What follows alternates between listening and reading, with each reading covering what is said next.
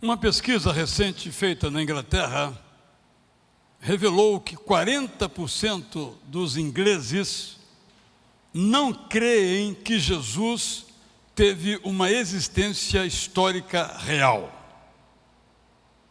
Ou apenas 60% creem que Jesus realmente existiu e 40% que ele não existiu. Isso foi, de certo modo, muito forte no século XIX, essa perspectiva, mas o consenso científico é de que Jesus realmente existiu entre historiadores e pensadores. Um ou outro duvida, e muitos que duvidavam, como Bart Ehrman, não duvidam mais. Por que estou dizendo isso ao falar do apóstolo Paulo? Porque se eu pesquisar junto às mulheres, fazendo a seguinte pergunta: você gosta de Paulo? A maioria diria sim, com ressalvas. Porque de fato não tem como não gostar do apóstolo Paulo, tudo aquilo que ele fala, mas aquilo que ele fala sobre as mulheres aí não dá para engolir. Este é o pensamento, penso eu, não pesquisei, não fiz uma enquete, mas é provável, eu tenho ouvido isso constantemente de mulheres nesta igreja, fora da igreja, em todos os ambientes. Sarah Ruden, uma escritora inglesa, que tem 59 anos de idade, portanto bem novinha, pelo menos da minha perspectiva, tem muita coisa para escrever ainda, tinha a mesma ideia. Paulo era muito hostil às mulheres, ou num termo que às vezes é usado, Paulo era misógino, não gostava de mulheres. Então ela foi ler Paulo, leu e ficou um pouco horrorizada. Realmente não dá, eu sou cristã, mais ou menos, mas isso aí não dá. Aí ela tomou uma decisão acadêmica, ela foi pesquisar o que é que os autores da época de Paulo, em Roma, sobretudo as peças de teatro, que era o gênero literário mais usado na época, pensavam das mulheres. Aí ela voltou correndo para reler o apóstolo Paulo e chegou à conclusão que o apóstolo Paulo não era misógino. Misóginos eram os dramaturgos famosos de Roma. Paulo não. E ela começou a ler o apóstolo Paulo numa outra perspectiva. Quando nós pegamos os textos que nós temos, por exemplo, eu não permito que a mulher fale na igreja, que ela esteja calada. Nós vamos pegando essas partes dos textos paulinos sem relacionar com o que vem antes, com o que vem depois, e sem perceber o contexto em que ele escreve, numa leitura apressada. Realmente, Paulo, eu tenho as minhas ressalvas, dirá alguém. Então estou aqui para reafirmar que você acha que Paulo era misógino, não gostava de mulheres, você está absolutamente enganado ou enganada, totalmente errado ou errada. Ou seja, você não está fazendo justiça ao apóstolo Paulo. O problema, portanto, não é com o apóstolo Paulo, é com uma certa tradição que se fez em torno do que ele disse e a aceitação desta tradição que não corresponde ao que o apóstolo Paulo escreveu. Isso se aplica ao tema da escravidão, que eu vou tratar disso ainda, se Deus me permitir, porque é parte do capítulo 6, eu fiz um retorno, no dia 31 eu preguei sobre o capítulo 6 de 10, sobre a nossa couraça, nossa armadura, mas pulando um pouquinho, porque era adequado para aquele dia, mas vou retomar, então estou retomando hoje o que eu comecei anteriormente, falando sobre Paulo e as mulheres, sobre a submissão feminina.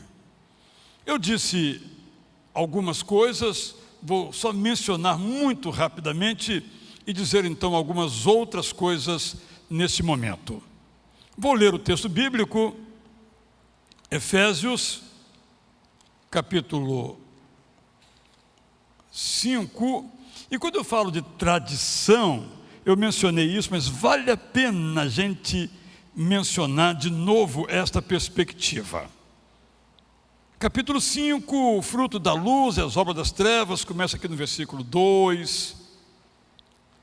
E o 20 diz: dando sempre graças por tudo a nosso Deus e Pai, em nome do nosso Senhor Jesus Cristo. Talvez a sua versão faça uma vírgula. Sujeitando-se uns aos outros no temor de Cristo. Ponto. E talvez tenha um entretítulo: os deveres na família. Não sei se a sua versão, alguém tem essa versão aí? Essa versão aí que termina a sessão no 21 e começa o Esposas ou Mulheres, uma nova sessão.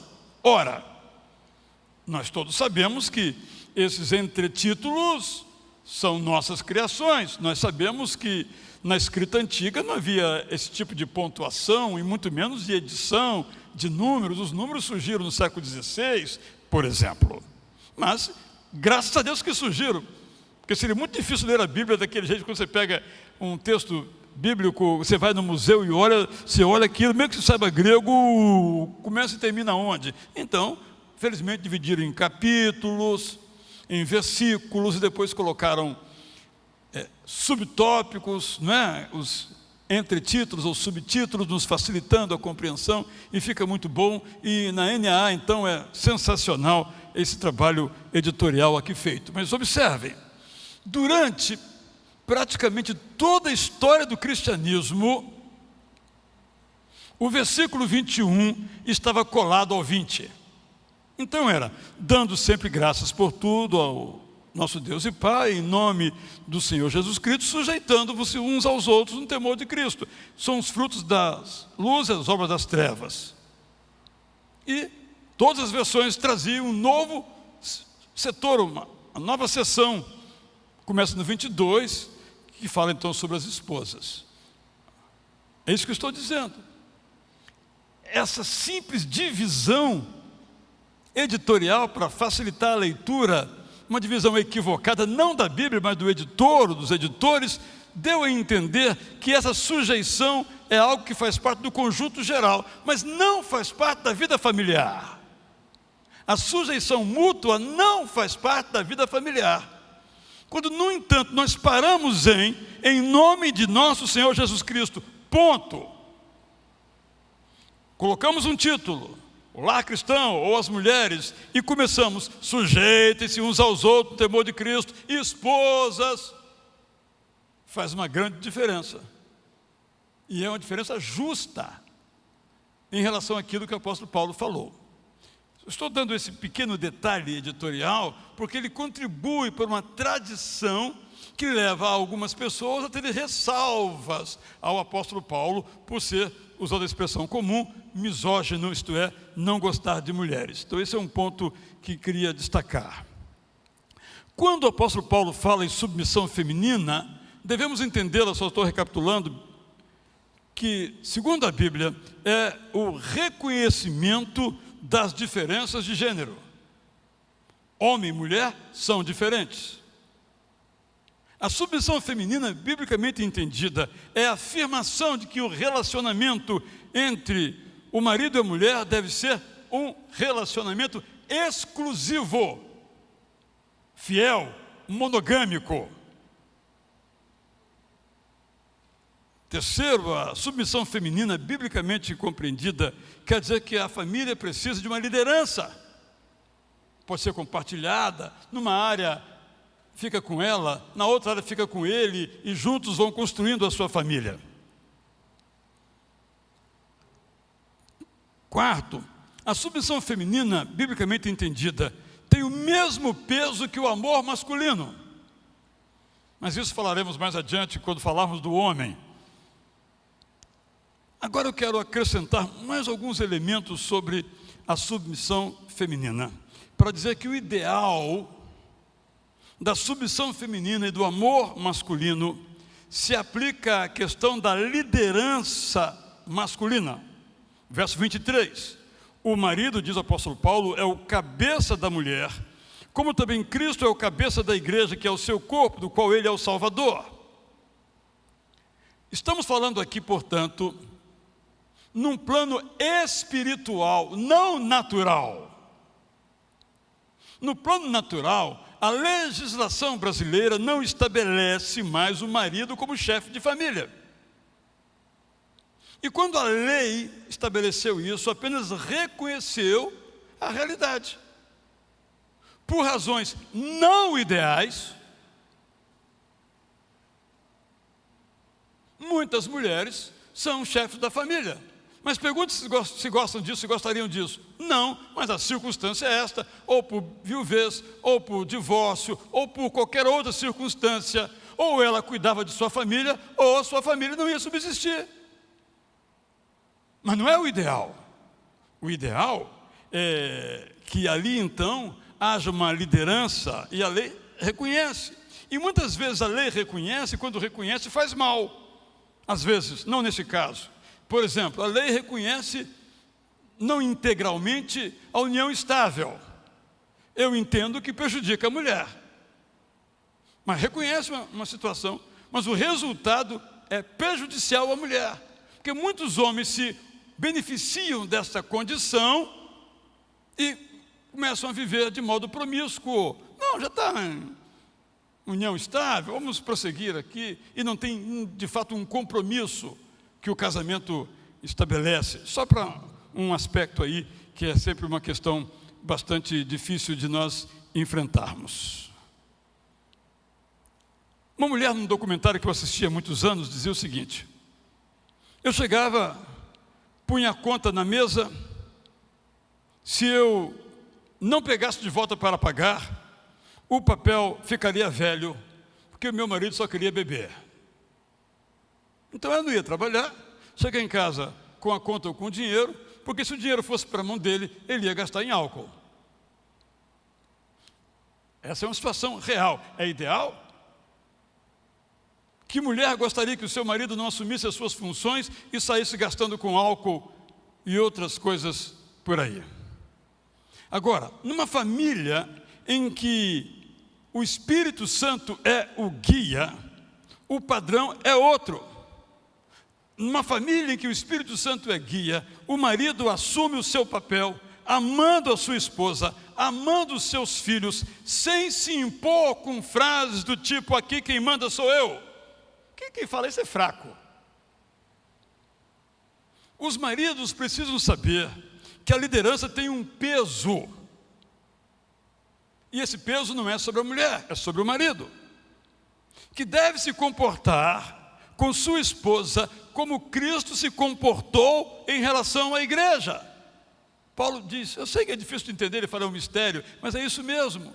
O padrão do marido é o padrão de Jesus com a sua esposa.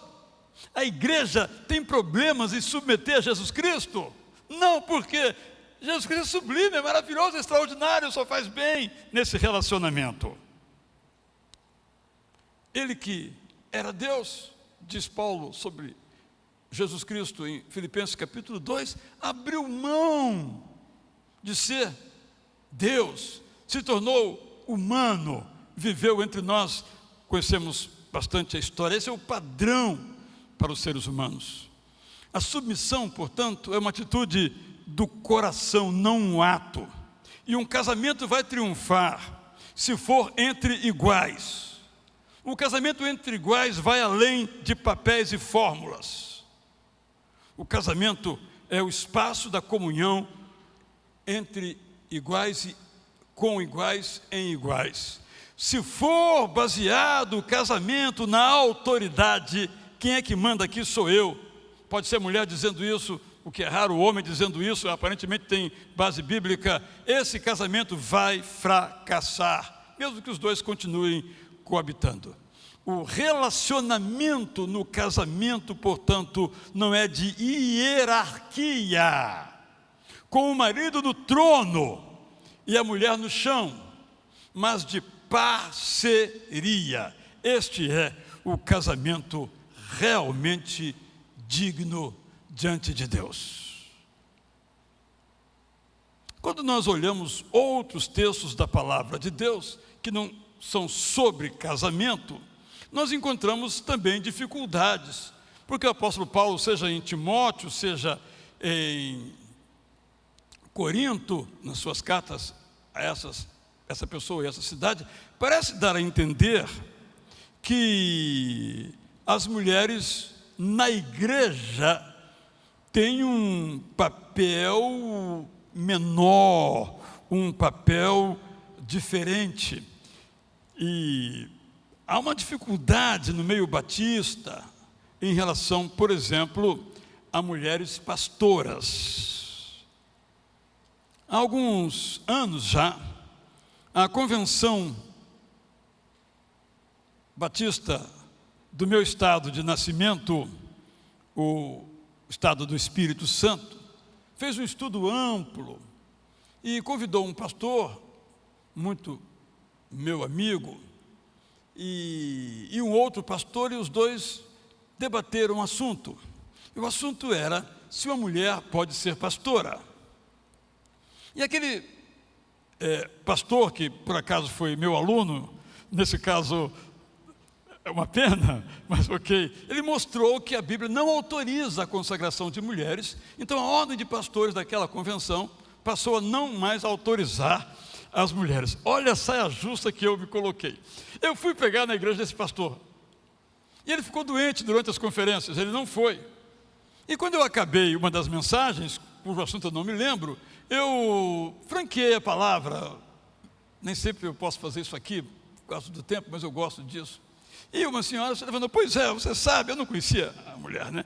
Pois você sabe que a convenção aqui decidiu que as mulheres não podem ser pastoras. Como é que eu faço com o meu chamado? Eu não sabia que ela estava dando uma espécie de recado ao pastor da igreja local, né? Eu não conhecia a dinâmica dela, eu fiquei numa dificuldade, mas eu respondi e o pastor ficou tranquilo, e os filhos do pastor estavam lá de olho em mim, quem que eu ia falar? São essas situações assim. Então nós encontramos na carta de Paulo aos Coríntios essa ideia de que as mulheres não devem falar na igreja. Ele desenvolve um raciocínio. E essa tradição de tradução, de edição, acabou prevalecendo. Mas quando nós lemos o texto aqui em Coríntios capítulo 11, a primeira carta, depois de ele dizer todas essas coisas que ele vai então dizendo, ele diz o seguinte: olha, é assim que as coisas são por aí, mas não será assim na igreja de Deus. Nós temos um grande problema, essa é a minha perspectiva, de que nós não temos aspas na Bíblia. A Bíblia original, por razões óbvias, não tem aspas. Não existia aspas.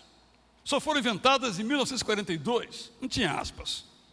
Então Paulo, o seu modo de argumentar, ele coloca o argumento do outro e depois refuta o argumento. Só que como não tem aspas, dá a entender que ele disse isto. Então ele diz: eu não permito, ele faz isso em Timóteo também, que a mulher fale na igreja, mas que esteja calada, e se tiver alguma pergunta, faça em casa ao seu marido. E aí as pessoas não entendem todo o contexto em que ele estava dizendo, porque as perguntas não eram perguntas pertinentes à reunião, mas eram outras perguntas, era uma conversa, porque as mulheres não tinham acesso ao culto. As mulheres em Corinto, que era uma cidade romana, mas com influência judaica, quando se reuniam, e Paulo se reunia em sinagogas, as mulheres, os homens ficavam todos na frente e participavam do culto. E as mulheres, essas mulheres, no judaísmo era assim, eram admitidas, mas lá no fundão. Mas entre o fundão e a parte principal tinha uma cortina. E as mulheres ficavam lá atrás. Bom, fazendo o quê? Já que não podiam participar, fazendo outras coisas, muito menos discutindo o assunto, já que não podiam discutir. Então, Paulo disse, vocês têm alguma dificuldade? Não fiquem aí conversando, ouçam, cheguem em casa e perguntem, já que vocês não têm acesso na sinagoga, no modo como vocês se reúnem, de ter essa possibilidade aqui. Esse é o contexto que ele está dizendo. E quando ele diz que a mulher não deve fazer isso, não deve fazer aquilo, sobre o seu cabelo, ele está protegendo a mulher. Por quê? Os cultos greco-romanos, ou os cultos da religião de mistério, ou os cultos em Éfeso, a deusa Diana, por exemplo, tinha sacerdotisas. Mas eram sacerdotisas prostitutas cultuais. E elas sempre andavam de cabelo raspado. Era a sua marca registrada, ela cortava o cabelo. Porque no mundo antigo as mulheres, em qualquer religião, em qualquer situação, em qualquer cultura, não cortavam os cabelos. Então, quando a mulher cristã se comporta como uma sacerdotisa, Paulo disse, isso aí não vai ser legal, você vai ser confundida com elas. Então, não corte o seu cabelo é sua honra. Então, as mulheres que cortam seus cabelos, e todas vocês cortam seus cabelos, mais ou menos, apesar do que o apóstolo Paulo disse para não cortar, eu vou cortar, mas ele não disse para não cortar. Ele está colocando uma palavra de defesa da mulher. Mais ainda, eu estou olhando aqui para vocês. Se eu fizer uma continha aqui muito rápida, 63,4% de vocês são mulheres, né? Não me conteste o número, porque vocês não vão conseguir me contestar, porque esse número é preciso. Foi depois de muita pesquisa científica, com computadores ligados, cheguei a esse número aqui. Brincadeiras à parte, graças a Deus que é assim.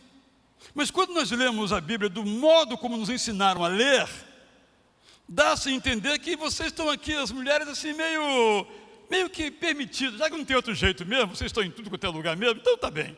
Mas não é isso que a Bíblia diz. Quando você pega o apóstolo Paulo, então, os relacionamentos dele, nós não sabemos nada sobre a família do apóstolo Paulo. Não há nenhuma informação nas cartas ou no livro de Atos sobre isso. Não temos como saber. Impossível saber. Mas nós sabemos que Paulo tinha muitas colaboradoras mulheres.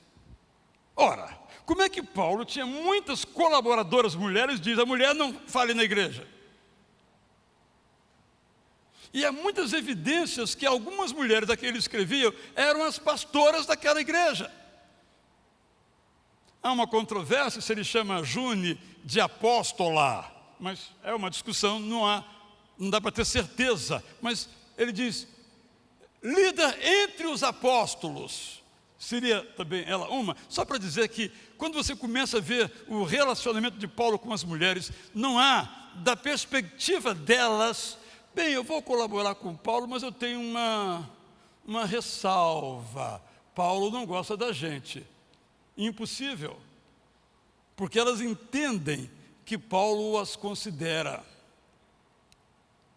Elas entendem o que o apóstolo Paulo diz aos Gálatas, que em Cristo, se é homem, se é mulher, isso aí não importa. O que importa é que estejam em Cristo. Meus irmãos e minhas irmãs, estou insistindo nesse ponto, porque as versões que vão sendo produzidas totalmente fora da realidade, acabam sendo as versões assumidas. Então é comum a gente ouvir o seguinte, os cristãos são contra o avanço da civilização, é a coisa que eu mais ouço. Quem acabou com a escravidão no mundo foram os cristãos.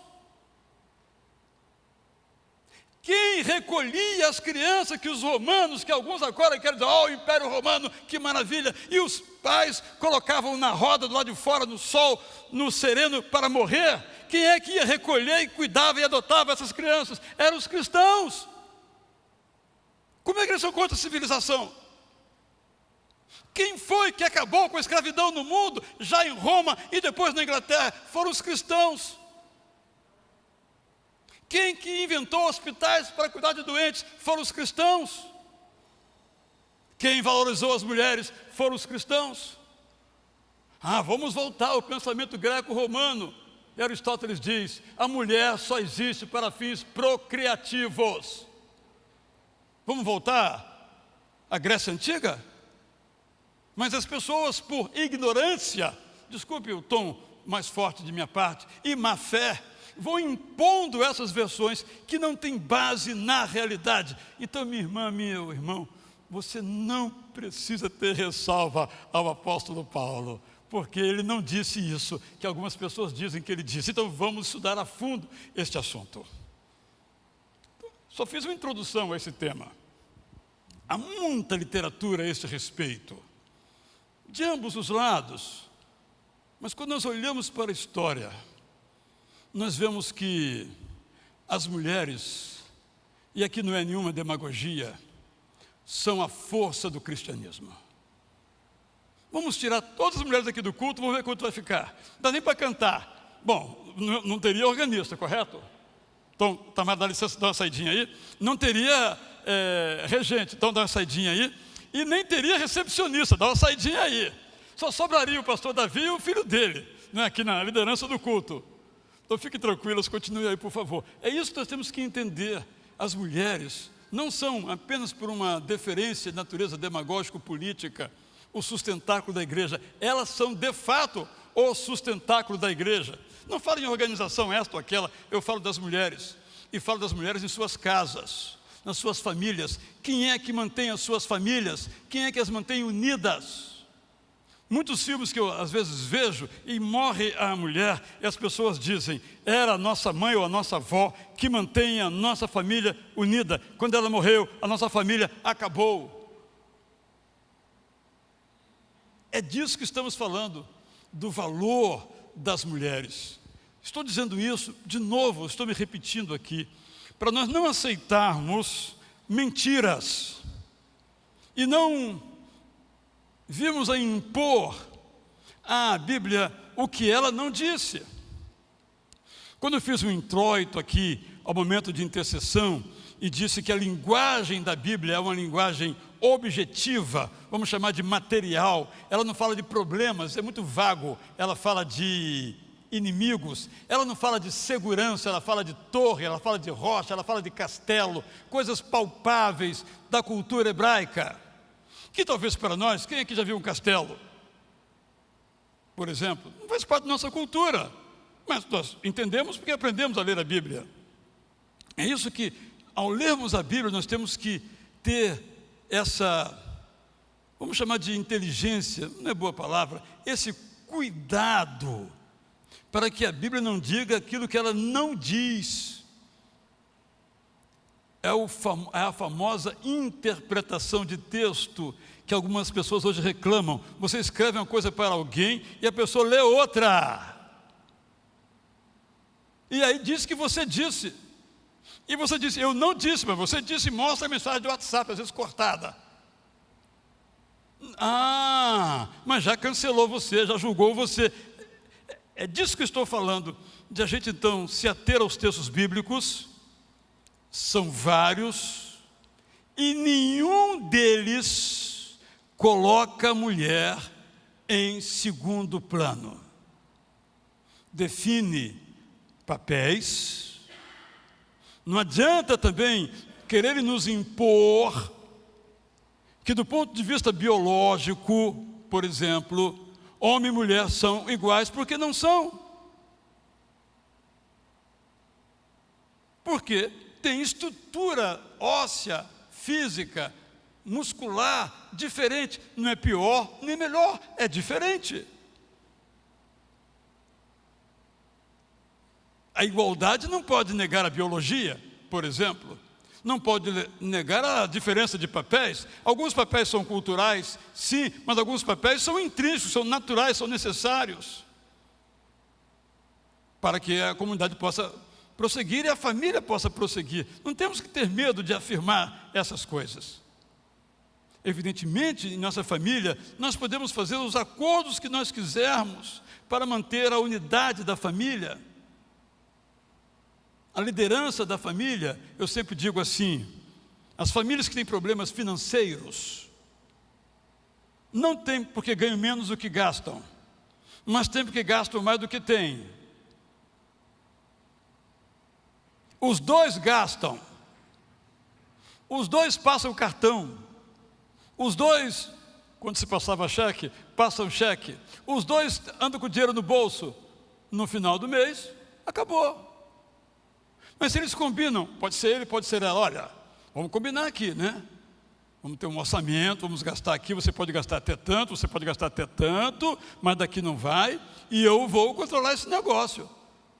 Senão, a derroca total das finanças da família. Se os dois forem os líderes, vai ser a destruição. Mas se um for por consenso entre eles, pode ser ela, pode ser ele, o meu conselho é, o mais pão duro. Então, está resolvido e só ilustrei aqui um exemplo e se aplica a todas as áreas da vida. Portanto, submissão feminina, sobre o qual há alguns versículos, e amor masculino, sobre o qual há 3 vezes mais, e vamos tratar disso no domingo que vem, se Deus nos permitir, porque às vezes eu planejo, mas Deus não permite, eu vou por outro caminho, mas temos que voltar a esse tema, porque o apóstolo Paulo nos coloca nessa carta que estamos estudando. Direto, bem claramente. Você não precisa ter ressalvas ao apóstolo Paulo. Ele está do seu lado, mulher. Não creia no que dizem que ele disse. Só creiam no que ele disse. Vou dar um exemplo aqui, outro. A pessoa vai se lembrar. Há algum tempo, veio aqui uma pessoa que era comandante da guarda municipal. Estava aqui mais ou menos o púlpito, e ela pregando, e usou o famoso texto da mulher virtuosa de Provérbios, capítulo final lá. E alguém que estava ao meu lado, está aqui agora, não sei de que lado está, não vou nem olhar para lado nenhum, disse, mas isso era antigamente. Bem, esse é um ponto importante. Não tem antigamente na Bíblia. Toda ela foi inspirada, mas só que ela tem uma linguagem. Como mencionei aqui, Deus não é o Deus da guerra, Deus é o Deus da paz. Mas para falar disso, a antiguidade usava os termos bélicos. Lemos hoje, me prepara para a batalha. Por exemplo, tem um texto do apóstolo Paulo que ele diz assim, combati o bom combate. Eu fui ver o texto. Combater tem vários significados. E um deles é eu me empenho. Olha a diferença. Está correta a tradução? Está correta. Combati o bom combate, está corretíssimo. Mas o sentido de combate não é militar. Não é bélico, não é de guerra, é de empenho, de envolvimento total. E aí acaba se desenvolvendo no nosso meio uma cultura beligerante, como se o evangélico fosse a favor de guerra. Não é, ele é aquele que quer ser pacificador. Ele é de Mateus capítulo 6, que nos fala das bem-aventuranças. 5, melhor dizendo, Mateus. Então, quando nós lemos, por exemplo, esse texto, nós vemos que ele não se aplica apenas àquela cultura, mas temos que entender naquela cultura e fazer as nossas adaptações. Mas isso exige esforço. É mais fácil ler assim, entender assim, repetir assim, do que se aprofundar e estudar para dizer, então, olha aqui, isso foi dito, mas não é aquilo que está ali. Eu não sei se estou me fazendo entender, se eu estou gerando mais problemas do que soluções, mas estou dizendo que, e termino, a maioria dos textos da Bíblia não demanda nenhuma interpretação. É só aplicar. Não tem interpretação nenhuma, que está claríssimo. Já veio o texto com a sua interpretação.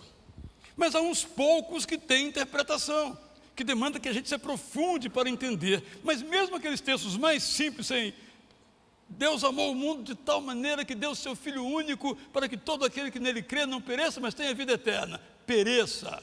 O que vem a ser isso? Vida eterna. Podemos aprofundar e entender a riqueza desse texto, que é rico já por si. Mas se nós estudarmos mais esse texto, vai ficar mais rico ainda. E temos aqueles outros textos que demandam de nós uma compreensão. O que a gente faz? A gente não lê. Bendito aquele que bate com os filhinhos dos babilônios na pedra. Não, isso aqui eu não entendo, deixa para lá. Vamos entender e você vai ver o que ele está dizendo. Não está autorizando ninguém a bater com o filho de ninguém na pedra. Não está autorizando a guerra. Está dizendo uma outra coisa. O que ele está dizendo? Então esse é o esforço que temos que fazer nesse livro absolutamente apaixonante, que é a Bíblia Sagrada. Eu me alegro com os irmãos que estão lendo a Bíblia. Várias pessoas aqui começaram a fazer a jornada que eu e o pastor Alceni temos estimulado e estão em dia. Vão receber um certificado. Quem não recebeu a mensagem minha, pode fazer contato comigo, alguns já fizeram, dizendo: eu quero esse certificado. Estou em dia com a leitura. Não é o certificado ainda, que dá para pregar na parede, porque você pode falhar no meio do caminho, guarda só para você. Mas no final do ano, você vai ganhar um que você pode pregar. E a irmã me disse: uma irmã aqui na nossa igreja, eu tenho todos os certificados. Olha a alegria dela, leu todas as vezes. E essa irmã é muito dedicada, faz cada pergunta do arco da velha. Mas não tem pergunta difícil. Eu é que não sei, vou ter que pesquisar, vou ter que estudar a pergunta dela, ela é importante para mim, eu faço esse caminho. Mas aqueles que não conseguiram ler, ficaram no meio do caminho, ou chegaram depois na caminhada, eu fiz então o mesmo plano de 2 anos em 1 ano, vai ter que ler o dobro, mas vai terminar junto com a gente. Então quem desejar, só falar comigo, já está disponível a edição, eu mando então para você, para o seu telefone, você vai ler, começando amanhã então, toda a Bíblia. Mas vamos criar oportunidades para estudar o texto bíblico. Repito, naqueles textos tranquilos, ok. Mas naqueles que parece que Paulo está dizendo tal coisa, espera aí. Porque, irmão, irmã, toda a Bíblia é inspirada. Até aquele salmo meio esquisito, até aquela palavra de Paulo, aparentemente isso ou aquilo, até umas frases de Jesus em Lucas.